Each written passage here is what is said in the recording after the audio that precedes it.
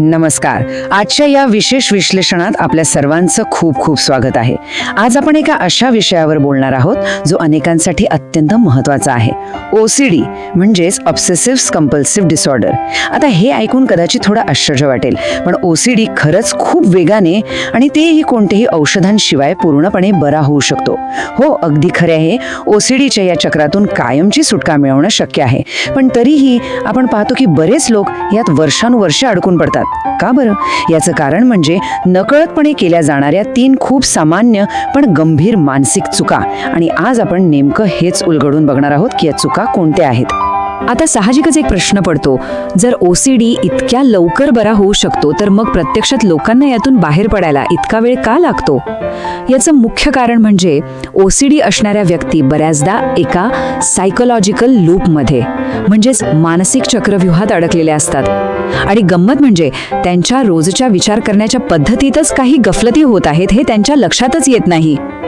एकदा का ह्या विशिष्ट चुका आपल्याला समजल्या आणि त्या आपण दुरुस्त केल्या की रिकव्हरी खरोखरच खूप वेगाने होते.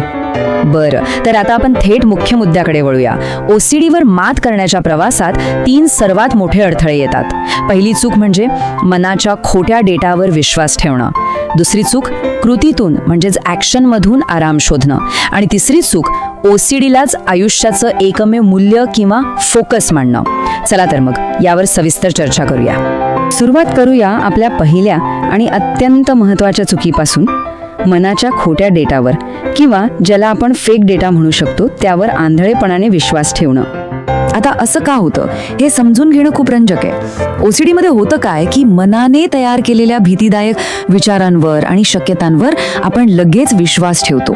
इथे आपल्याला मन आणि चेतना म्हणजेच माइंड आणि कॉन्शियसनेस यातील एक मोठा फरक समजून घ्यायला हवा. बघा, आपलं मन नेहमी एकतर भूतकाळात रमतं किंवा भविष्यातील धोक्यांची फक्त कल्पना करत बसतं. ते सतत खोट्या कथा विणत असतं. पण आपली खरी चेतना ती मात्र फक्त आणि फक्त वर्तमान काळात असते.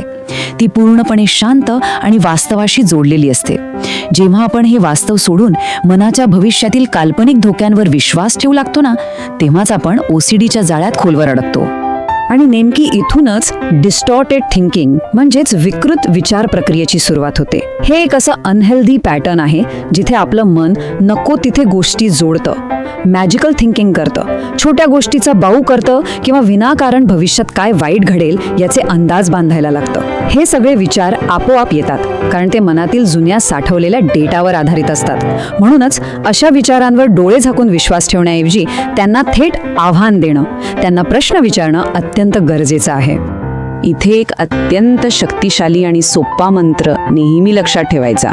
विचार हे फक्त विचार असतात.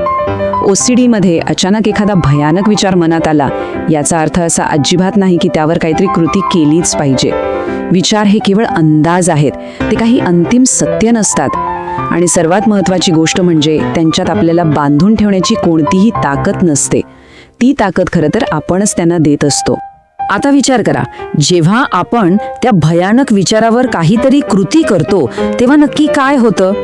कृती केल्याने आपल्याला तात्पुरता आराम नक्की मिळतो, पण तीच कृती OCDच्या चक्राला कायमचं आणि वेगाने वाढवते. हा एक अतिशय फसवा मानसिक सापळा आहे बरं का.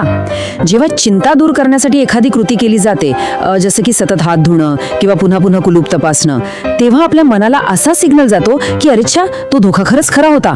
आणि यामुळे मनातील ती खोटा धोका खरा असल्याची भीती आणखी घट्ट होत जाते.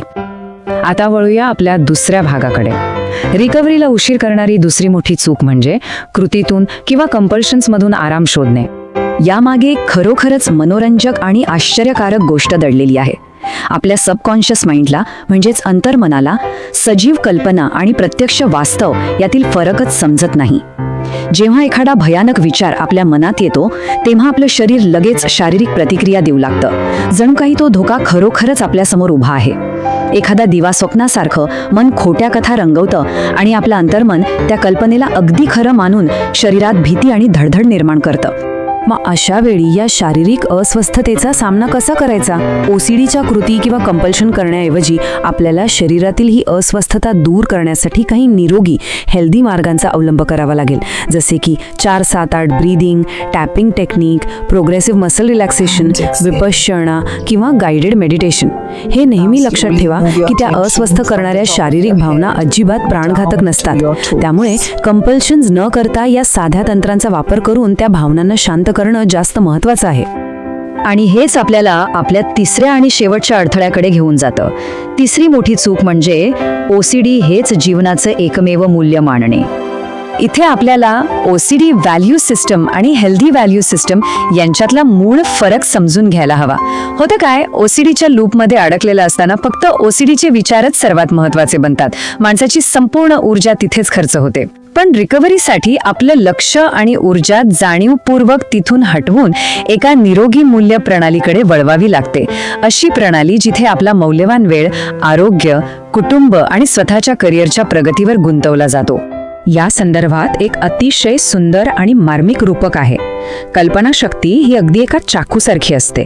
तिचा वापर आपण फळं कापण्यासाठी करू शकतो किंवा स्वतःला इजा करण्यासाठीही करू शकतो. याचा अर्थ असा की आपली कल्पनाशक्ती वाईट नाहीये, ती फक्त चुकीच्या दिशेने काम करत आहे. ओसीडीमध्ये मन भयानक आणि खोट्या कथा बनवण्यात एकदम तरबेज झालेलं असतं. आपल्याला फक्त त्या अफाट कल्पनाशक्तीला एका योग्य आणि सकारात्मक दिशेकडे वळवायचं आहे. चला तर मग पाहूया यातून बाहेर पडण्याचा अंतिम मार्ग कसा काढायचा. याची पहिली पायरी आहे जीवनात निरोगी मूल्य किंवा हेल्दी व्हॅल्यूज ठरवणे. दुसरी पायरी मनाला आणि कल्पनाशक्तीला नवी दिशा देणे. आणि तिसरी पायरी स्वतःच्या प्रगतीची आणि रिकव्हरीची जाणीवपूर्वक कल्पना करणे. आपण आपल्या कल्पनाशक्तीचा वापर बरे होण्याच्या दिशेने नक्कीच करू शकतो. वारंवार सकारात्मक सूचना देऊन ओसीडीच्या त्या भयानक लूपला पूर्णपणे कमकुवत करता येतं आणि त्या नकोशा विचारांना मुळापासून संपवता येतं. आणि म्हणूनच एका अत्यंत शक्तिशाली प्रश्नासह आपण आजचं हे विश्लेषण थांबवूया. या कल्पनाशक्तीच्या तलवारीचा वापर आता आयुष्य घडवण्यासाठी होणार आहे की मनातील खोट्या भीतीला खतपाणी घालण्यासाठी? यावर नक्कीच गांभीर्याने विचार व्हायला हवा. आपली मानसिक ऊर्जा कशी आणि कुठे वापरली जाते हेच रिकव्हरीची मुख्य चावी आहे. मला खात्री आहे की आजच्या या विश्लेषणातील माहिती आपल्याला नक्कीच नवी दिशा देईल. आजच्या या सत्रात सहभागी झाल्याबद्दल खूप खूप धन्यवाद. अशाच नवनवीन गोष्टी शिकत राहा आणि प्रगतीच्या दिशेने पुढे जात राहा.